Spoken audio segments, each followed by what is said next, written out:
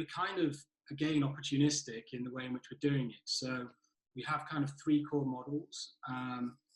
Obviously, the asset light side of things, whereby we're taking kind of technical services agreements and then with property management agreements, through to doing revenue share agreements, through to doing your typical head lease, where we're looking at kind of net, double net, triple net leases, all the way through to doing joint ventures. And so whereby we actually acting as the developer as well. And I think for us to do the most exciting projects and with time to get to scale, it means operating across these different business models.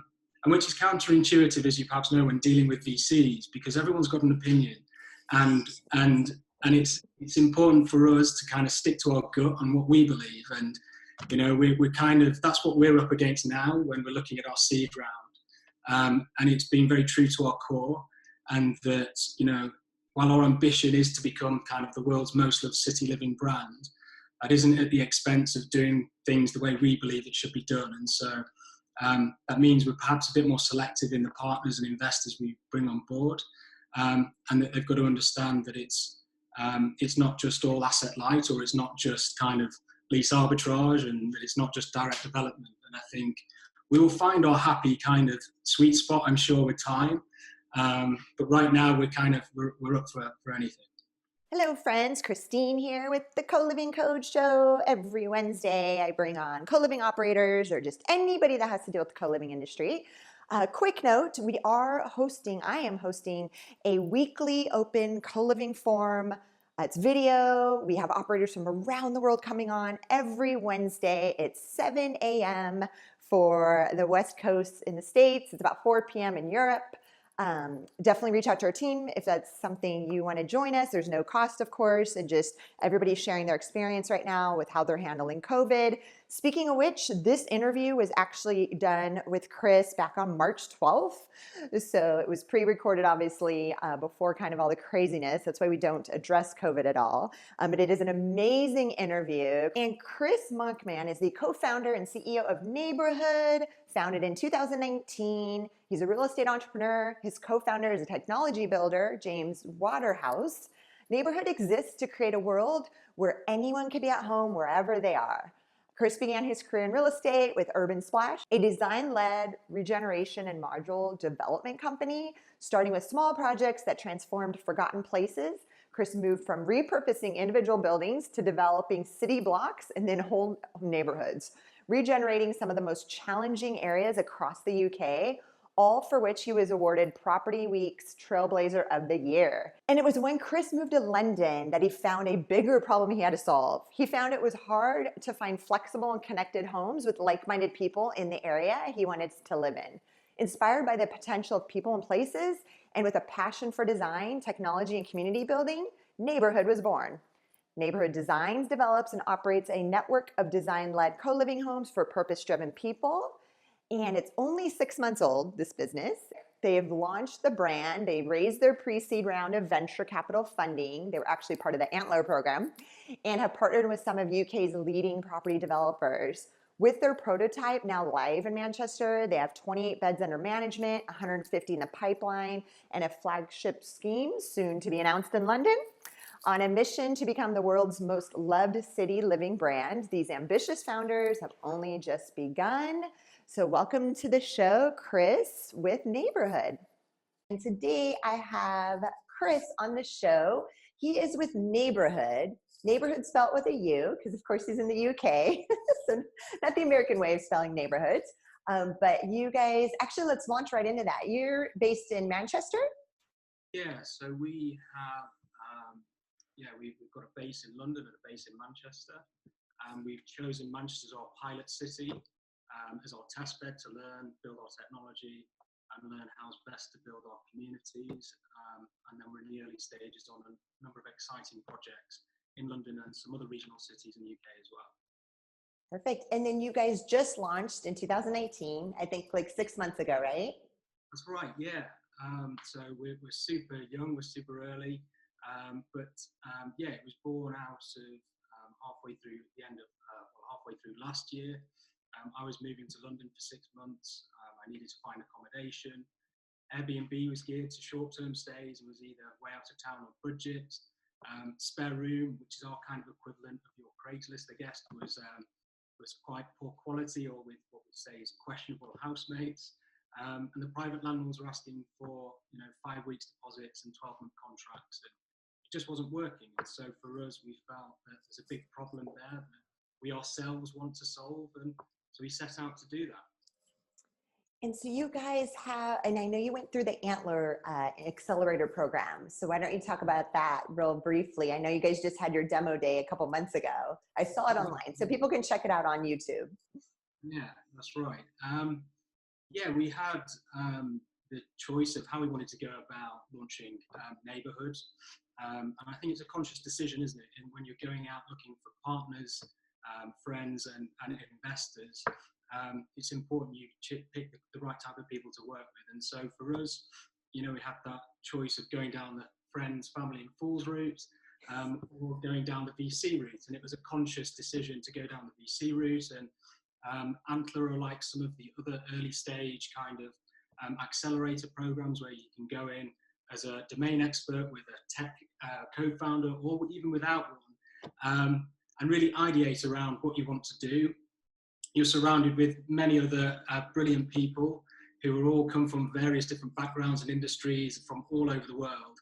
And it's a great opportunity to just give yourself this breathing space and to look for inspiration from other industries, other categories that you can think, actually, that business model's great, or that bit of tech could work really well here. And so it was fantastic. It was a really great program.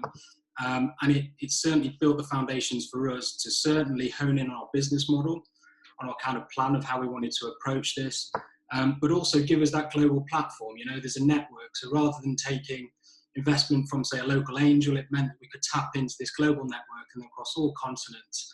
And it's just been, it's been really great. I'm really privileged to have been through the process. How long was the Antler program? How many months was it?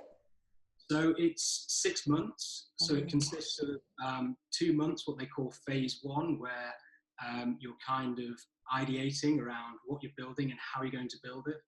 And then at the end of those 2 months, you want to be going forward with some form of MVP, which is very basic. But then you pitch to what is the IC, the investment committee. And so off the back of that, the cohort stripped down to a number of businesses that they believe in. And then they work with you over a 4-month period to start building your business and getting traction and taking it from there. And it all culminates with demo day, where you're kind of revealed to the market, shall we say. And then you kind of fly the nest and see what happens next. So it's been a great journey so far. No, and like I said, so a lot of the mentors, because we were in Techstars over in Europe beginning of last year. And a lot of the mentors that were mentoring our cohort were also mentoring with Antler. So I've heard amazing things about that program. So that's cool. Good job on that. So now you guys have 28 beds under management total? That's right, yeah. So we've got Manchester as our pilot city. I think Manchester's, I don't know if you've been, but it's a super walkable city. There's a strong population there. There's a growing population. There's real culture to it, obviously with sport, but also music, innovation and technology. And it's going through a big phase of regeneration. It's always been doing this ever since the Victorian days, when it used to be the world's global heart of the cotton industry. And what we have here is all of these fantastic old cotton mills that used to house and distribute cotton to all the far corners of the world. And Manchester's always managed to reinvent itself, whether it's got, as the markets have changed and industries have come and gone, it's always reinvented itself. And I think what you've got here is this amazing urban fabric of buildings that lend themselves really well to exciting places to live and communities to form around those cool places and buildings. And so for us, as you can tell, I am from Manchester originally as well. So there's a bit of bias in that. But so we've got 28 beds split across 4 buildings in clusters of 3 to 6. There's not a huge amount of kind of communal space in them because we partnered with a developer late on in the build. But we have some fantastic roof garden spaces that we've used for a couple of get-togethers and events. And we've also partnered with a neighbourhood restaurant whereby they're opening up the doors earlier so our guys can go in, co-work from there. They serve great coffee. And it's just a lot of it for us is understanding how to build our technology, because we're kind of bridging it. You know, we're not a technology company. We're very much kind of a placemaking company, but we use technology to drive the efficiencies through that. And so this kind of pilot scheme for us is understanding just as much about the operational processes and where we can build technology to drive efficiencies there, but also about how the communities want to grow and form, and how, you know, the events kind of schedule is, how do we build cadence into that? And do we do that? Do they do that? Is it organic? And so far we're kind of figuring that, you know, ultimately we feel our purpose as a business is just to empower other people to live a fulfilled, purposeful life. And so, you know, one person's purpose is very different to the next. And I think for us, we've kind of locked down these three core pillars of what purpose is, along the kind of three buckets of live, work, and play. And we're just trialing those different elements, you know. So we did networking, which was, first, most of our members are actually new to the city. So we do networking where we do guided tours around the neighbourhoods in the city. It's full of really rich history. And people also get to meet other people in different industries, which is great. And we've done potluck brunches where people just bring loads of random bits of food. So it's a bit like a bit hit and miss as to what arrives on the day. But we're doing things like this, but a lot of it's just us kind of experimenting, doing the stuff that doesn't scale, and just learning, being really open to learn and getting feedback from our existing community. So it's quite an early stage for us to know exactly where the kind of curation of the events might go, but the community is really strong and thriving. No, and I have not been to Manchester yet. I've been to London a few times. So yeah, I will definitely have to come visit, because I love going to the UK. So then I can join you guys on your tour, so you could show me the city. So you guys have 150 in the pipeline, right? Projected out. Is that for 2020? Is that for 2 years out? Yeah, so I mean, at the minute we've got that split out across a number of buildings, but we've got a flagship building which we're soon to announce. Is of a larger scale that makes up quite a volume of those beds, and that's in London. And that comes with some really fantastic spaces already within the building that we can repurpose and offer up for the community to kind of use however they wish. But yeah, it's very early stages, you know. We're looking across a number of regional cities, and it's something right now is that outside of London, co-living's kind of 5 years behind perhaps, and yet we're starting to see people looking to the regions and looking at what co-living is, and we see a lot of the purpose-built student operators moving into the space. And even in Manchester alone, we've seen a number of student operators that have previous planning consents on big shiny towers that are now shifting and looking to deliver kind of a mix of 600 beds of co-living with 400 of student. And these, you know, there's a place for that, and it's great, but I feel in the regions and certainly parts of London, there's other opportunity that we should all be looking at. And I feel, I don't know, I think it's, you know, for us, we're very much focused on repurposing and reusing buildings before we decide to build from scratch from an environmental point of view, but also quite selfishly a personal point of view. I think the buildings of history have character, they have a story, and I feel when you can, at Neighbourhood, we just tell stories, you know. When you tell stories, people will form around those stories, and communities are built off stories at the end of the day. And so I think areas of urban character and history are great. And so there's real opportunity there. But then these are the type of buildings that don't lend themselves necessarily to the high volume number of people. And so, you know, for us, I think we're really looking closely at what constitutes a community. You know, at what point does too many people lose that community feel? And for us, the type of buildings we're looking at are around the 6 to 10 story heights, which is at a neighbourhood scale. And in there, yes, you can they lend themselves to this 100 to 200 kind of place. And while there's this gut feel from us as kind of entrepreneurs and operators, there's also theory behind that. And I don't know if you've heard of Dunbar's number. 100, what is it, 148? Yeah, 150.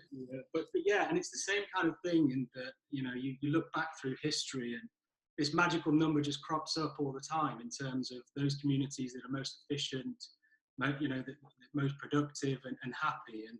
And it goes all the way back to kind of hunter-gatherer days, and then the early settlements of kind of villages around agriculture in kind of the 18th century Britain, and then all the way through to military and the companies that are formed within the military around this 150 number. And so for us, who knows where the future might go, but right now we see real kind of excitement around that and using existing buildings and repurposing them and integrating our communities with other communities at a neighborhood scale. What a great idea. No, I love that. And I love that you guys have put so much thought into like what is that ideal, number of residents inside of a community. I get that question I get asked a lot. So it's been fun to kind of see people play with those numbers and see how it works out. But I agree with you. Yeah, the Dunbar number is the one that gets said the most, 150. Once you go above that, it kind of shifts the dynamics. Well, not in a bad way, but just changes it a little bit. Another question I had. So you guys have partnered, I read on your website, you guys have partnered with some of, like you said, the coffee shops. What other local businesses do you guys partner with? Yeah, so right now it's pretty early stages, and so it's kind of case by case, and it kind of falls across those three buckets of the live, work, and play. So the first driver is this work, looking for places in which our members can work. So if there isn't space within the buildings that we operate, then it's partnering with people that can utilize their existing space. And we prefer to do that through optimizing existing spaces, as I say, working with restaurants or bars that usually lay dormant. And so it's just about optimizing the use of space. But as we grow, I'm sure that will expand into what we see as our future neighborhoods, where it's kind of, it's not just what's within our buildings, it's beyond the four walls, and it's looking at how our members can support and integrate with local community members, support local, support independent. And that also helps them, because as members, you're discovering a place, because co-living is about community, it's about discovery, and it's about getting out into the neighborhood and actually exploring what's out there and discovering the local cultures and the people. And certainly in the UK, every single regional city is so very different. And it's important that we kind of, we kind of champion that and bring that out through stories and design. So it's quite organic for us at the minute, as you can tell. I love that. No, who does an amazing job of that is Venn City. So I don't know if you've researched them. Okay, good. Really great. Really good. They're probably the best right now at doing like local impact on the community surrounding the co-living community. It's great. I think the way that they've managed to attack the kind of, or approach the impact-led approach to kind of whether it's profit with purpose is fantastic. And that poses its own challenge when you're regenerating, existing communities, bringing in new communities. That brings its own challenges. But those guys are really blazing a trail with what they're doing. It's great. Definitely. So percentage of your current occupant, are you guys 100% occupied, by the way, right now? Yeah. Nice. Yeah. So it's it's manic. It's a bit crazy at the minute, but so we're fully occupied, and the split of our members. So I think the age groups range from 25 to 42, with the average age being 30. But what's interesting, it's the type of people that are taking the space. I think like 75% of the people that haven't actually been to Manchester before. So these are people that are arriving in a city for the first time.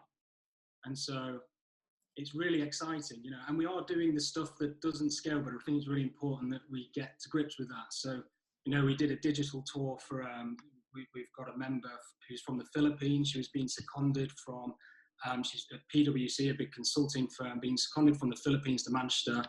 And we just welcomed her from the airport and drove her with a bag and put her in the room, and she just loved it. And then it's kind of, exploring the neighborhood with her, just showing her what it's all about. And so it's great to see these people that are really appreciating that it's just so much more than just the home that we're providing and the all-inclusive bills and, fully furnished. It's actually everything else that we can do outside of the home seems to be adding so much more value to our community than just the space. So it'll be exciting to see how that grows. Chris, that's so great that you said that. I hope people listening and watching know, the do things that don't scale in the very beginning of your businesses is pivotal. Like, I know that it got real trendy. Oh, scale, scale, scale, do things at scale. Doing things that don't really, like you said, you go to the airport, you pick them up. You know, once you guys get, you know, when you grow quicker, that's not gonna be possible, obviously. But in the very beginning, you know, I'm sure you guys had a great conversation in the car. Like, you just really get to learn so much more from your residents and your guests. So I love that you guys did that. That's really cool. How fast did you guys fill up those 28 spaces? I think it took us about 8 weeks. But we didn't kind of flood the market, for the want of a better phrase. We did it as clusters at a time, so we were in 3 to 6, and we just put each house up at one at a time. But what was amazing is that when we had the open days, people are walking around making connections there and then and taking beds as we go. Maybe that's easier in the type of market we're operating in and the service that we're operating, because it's more scarce in some of the regions of the UK, so it's quite novel, and so that attracts interest. Operating in a more hotly contested market like London, I'm sure will be different, but that's, we're looking forward to learning what it might be like when we do get to that stage. No, and that's usually the average is about 6 to 8 weeks from opening to 100% occupancy, which is really pretty fast, to be honest. And again, I think people listening, watching, especially investors, real estate developers, it's like, wow, like this is a product in real estate that's leasing up to 100%. Like, again, obviously in the major cities that have these housing crises, but still, like, that's quick. Tell me this, in Manchester, are there any other co-living operators? Because I'm trying to think, I don't know of any. So currently, I think there's an operator that isn't kind of set up as a direct operator. I think perhaps they're a bit more of a HMO that are lumping in kind of inclusive bills, when I wouldn't say it's directly co-living as such. Some might say it is. And then on the other side, we also have a number of people looking at actually who are going through planning process now, and some people have planning consent on quite large schemes, as I mentioned. And so what we have in Manchester is this huge boom at the minute of construction. There's about 8,000 multifamily units currently in the pipeline, soon to be built, which is another reason, there's kind of a lot of arbitrage that's going on within Manchester, because this huge volume of supply is coming forward. And so there's loads of interesting things happening at the minute. And it will be interesting to see whether these big extravagant towers that are kind of 40-story, where they're talking about student and co-living, do actually come out the ground. It'd be nice to see that is the case and that it works, but we're kind of watching with watchful eyes. What's the population in Manchester? That's a good question. I think that we're just over 1 million. Okay, perfect. And then so you said 75% of the people are coming in, they're expats, they're not from the area. Sorry, yeah, the wider part of Manchester is around 1 million. Okay, perfect. So these people coming in that didn't live there before, what's driving that? Do you guys is there tech companies? Well, you just said PwC. Like, do you guys have main companies that are driving people to move there? That's right. So there's a big shift that's happening in the UK, whereby obviously prices and the market's quite overly inflated in London. And now people are looking to the region. There's been some big moves going on in certainly the tech space, the media space. We've got Booking.com that have just opened up their largest head office, or soon to open up their largest head office in Manchester, outside of Amsterdam. We have Amazon have just opened a big HQ in Manchester. And we had the BBC and the ITV shift a load of their team up to Media City, which is an old industrial port just on the edge of Manchester that's now been regenerated over the last kind of 20 years into the kind of media hub of the UK. And this has brought thousands of jobs, thousands of people. And with that, you've then got these services that are coming around it, like the consulting firms and the management consultants that are coming and feeding off this new economic activity. And so it's a real buzz, and there's a huge amount of people coming, which is great. Yet it's still got this real cultural feel to it, which is really nice. because it doesn't feel so transient, perhaps like London might, you know, which is so much opportunity and so many people, and it's fantastic. And on a personal level, I spend just as much time in London as I do Manchester, but it's really nice to see the growth of the regions as well. Awesome. No, that's great. So you guys are jumping, so you're doing London next. Are there any other cities that are in the pipeline? Yeah, so, I mean, we're really opportunistic. And, you know, if we can see that we can deliver a great place and build a great community and it makes business sense, let's do it. And right now, it's just, yeah, it's kind of picking the right opportunities, not biting off more than we can chew. And also trying to stay focused on what we're doing and not getting ahead of ourselves, and that we are giving ourselves this time and room to really just experiment and see it as almost a luxury that we're in this phase where we can be really organic in the way in which we're operating, you know, and we haven't got anyone breathing down our necks quite just yet. No, and you know what? I was listening recently, Brian Chesky, the founder of Airbnb, it was an interview where he said he misses those days, you know, and when you're in that startup early stage, you're like, this is crazy chaos. And I want to get, you know, you want to get to the more stable part, but it was funny that he said that. Because again, you're right, you can, and he said that, you can experiment more, you can change things easily and quickly, but when you get to a massive scale like Airbnb, like it's, that is over. Yeah. You know, I think even on a personal level, it's a conscious thing that, you know, as founders, I'm sure you know what it's like, that you're constantly living in the future and you've got this vision of where you want to take things. Then it's important, isn't it, to just actually look at what we're doing now and enjoy what we're doing now and cherish the moments and be grateful for what we're actually doing. And we're really enjoying the kind of the space we're in right now, but we know that over the horizon, we've got the next challenge and exciting bits to tackle. So. Yeah, it's enjoy the journey, not the destination. So you're right. That's awesome.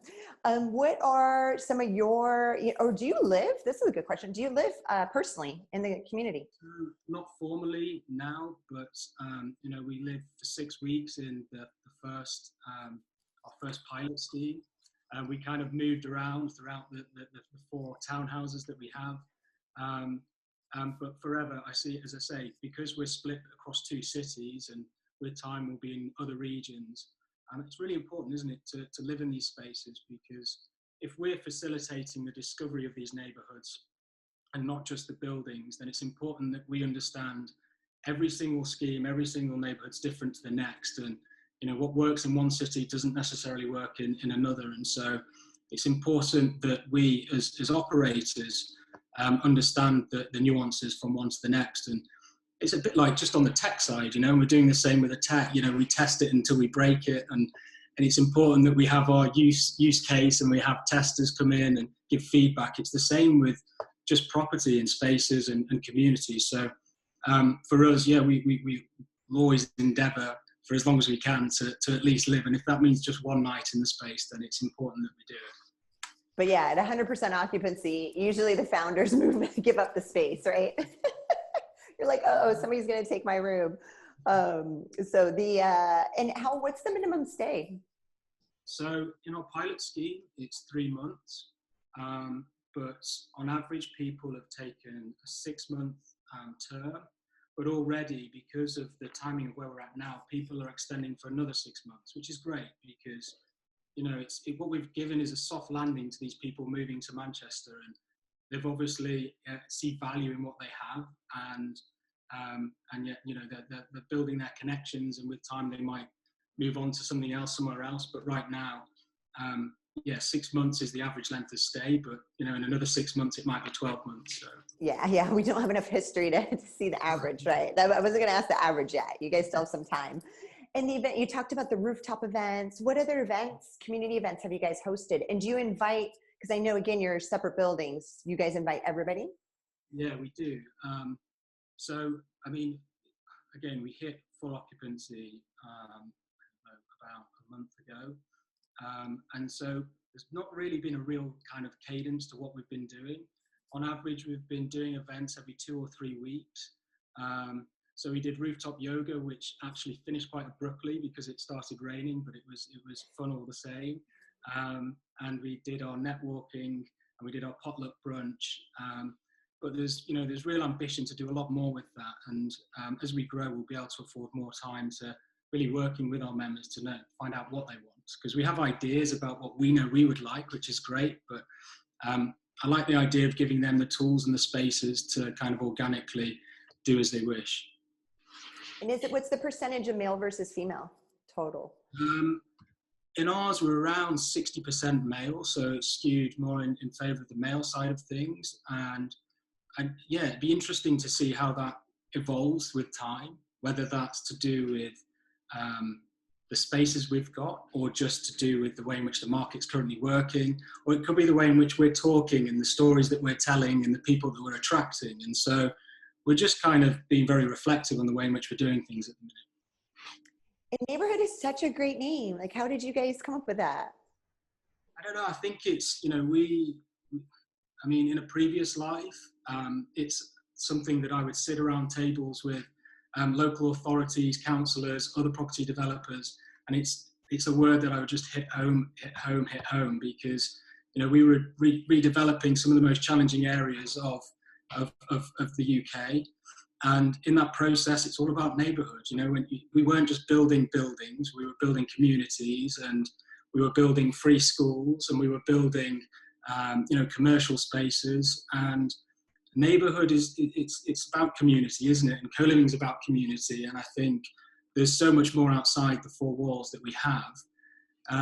And if it's about community and discovery, it's about getting out there and exploring. And so we want to work in the most exciting neighbourhoods with the most exciting buildings. And as I say, whether that's existing and remodelling existing buildings, or actually working with other great new build developers where we might be in the mix with them, then we're open to that. As long as there's a cool story to tell in a great place, then we're down. Because you guys are asset light across the board, right? You're not going to own any of the buildings? We're kind of, again, opportunistic in the way in which we're doing it. So we have kind of three core models.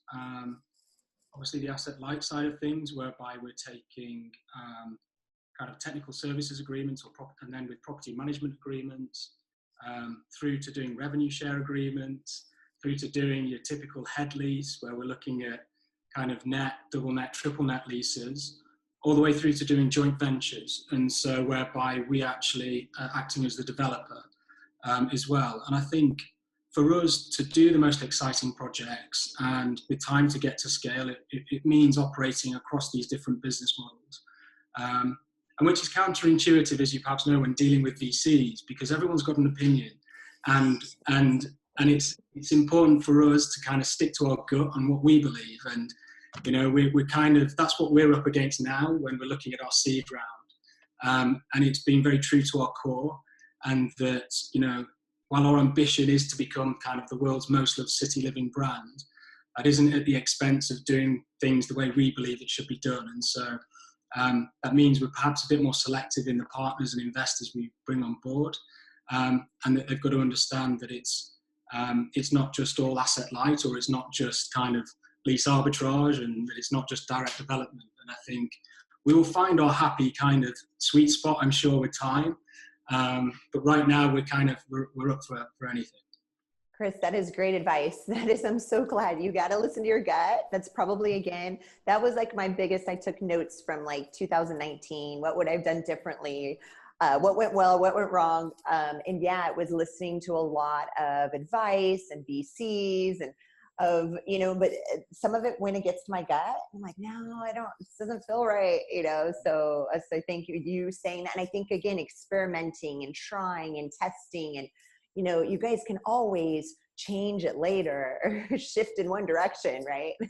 Absolutely. I think it's important to have a point of view and values, and that are tied into your kind of your end goal. But how you get there, you don't have to kind of double down in one camp over another. I think for some people they do, and it works really well. Others don't. But as you say, yeah, follow your gut. Follow your gut, and make sure everybody knows. I think my co-founders, I think I wrote it on a piece of paper.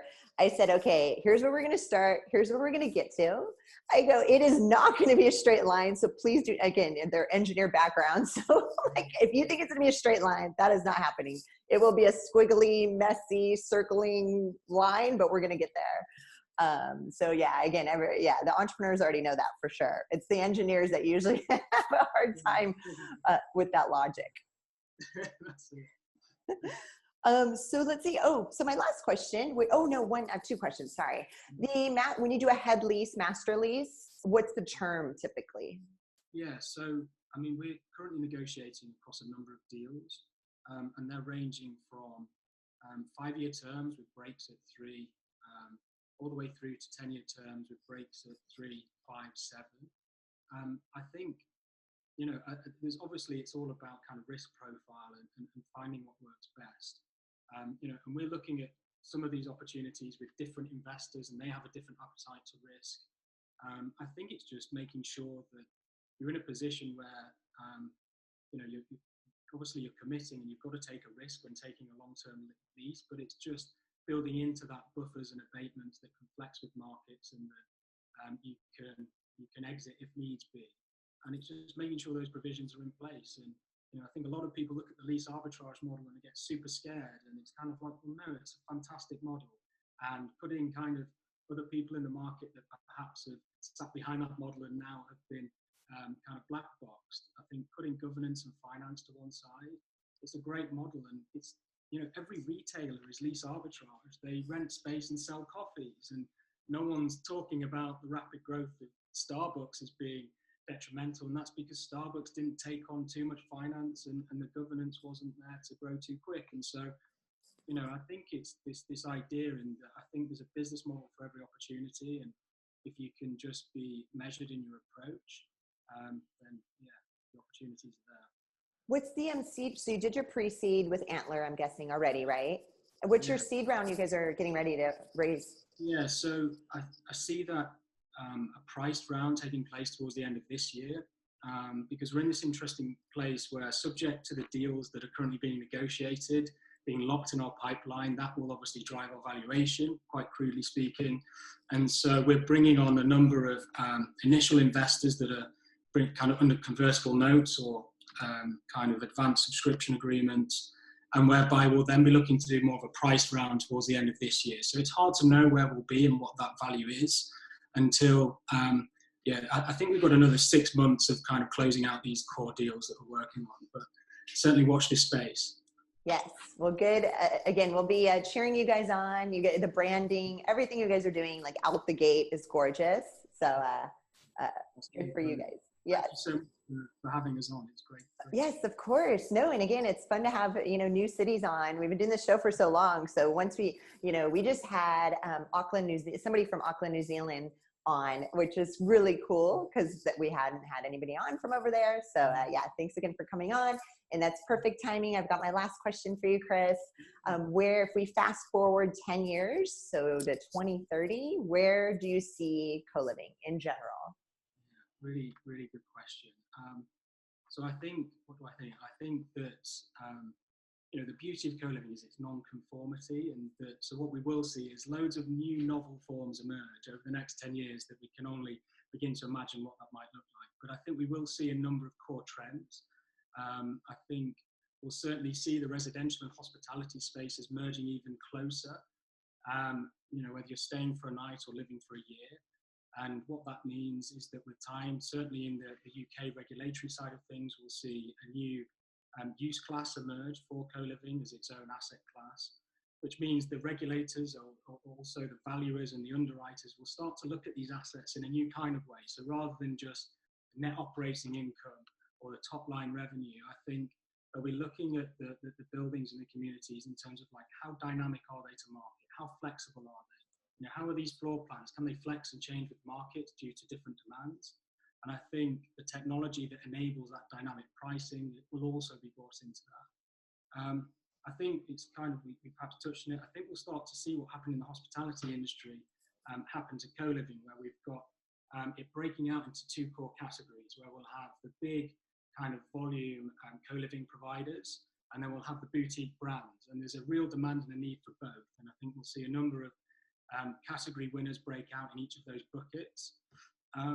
And then finally, I guess we'll see a more blending of the intergenerational co-living. So rather than being the kind of the lower kind of 25 to 35, 40, 45, it will be family housing and retirement living. And right at the top of the market where retirement living is, that's co-living at its best. It's just that their events are a little bit different, and their housemates might be a bit different.